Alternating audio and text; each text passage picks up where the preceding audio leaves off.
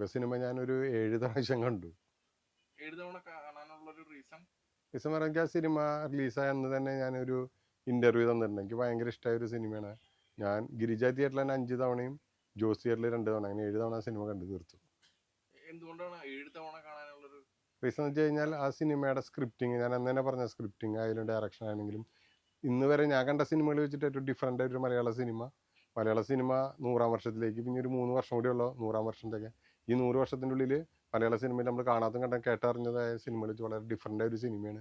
പിന്നെ ഒരു സിനിമ അത്രയധികം അതിൻ്റെ എല്ലാ ഘടകങ്ങളും ഒത്തു വന്ന സിനിമകൾ ഒരുപാടുണ്ടെങ്കിലും ഈ സിനിമ തന്നെ അതിൻ്റെ എല്ലാ ഘടകങ്ങളും ഒത്തുചേർന്ന് നല്ലൊരു സിനിമ, മലയാള സിനിമയ്ക്ക് അഭിമാനമായ ഒരു സിനിമയാണ്. അതുകൊണ്ട് ആ സിനിമ എനിക്ക് ഇപ്പോഴും വീണ്ടും കാണാനുള്ള ഒരു ആഗ്രഹത്തിൽ തന്നെയാണ് ഞാനിപ്പോഴും നിൽക്കുന്നത്.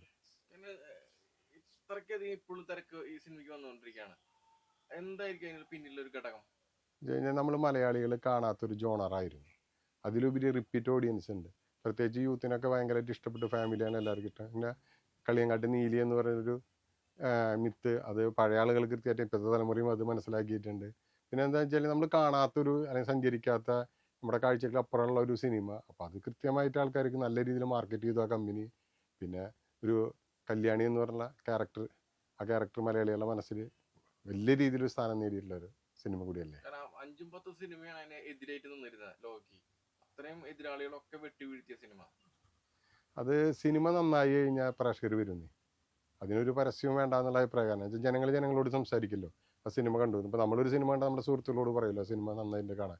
അങ്ങനെ തന്നെയാണ്. അപ്പോൾ ആ സിനിമയുടെ ക്വാളിറ്റിയാണ് പിന്നിൽ ഏത് സിനിമ വന്നാലും ഈ സിനിമയ്ക്ക് കളക്ഷൻ നിലനിർത്തേണ്ട ആ സിനിമയുടെ ക്വാളിറ്റി തന്നെയാണ്.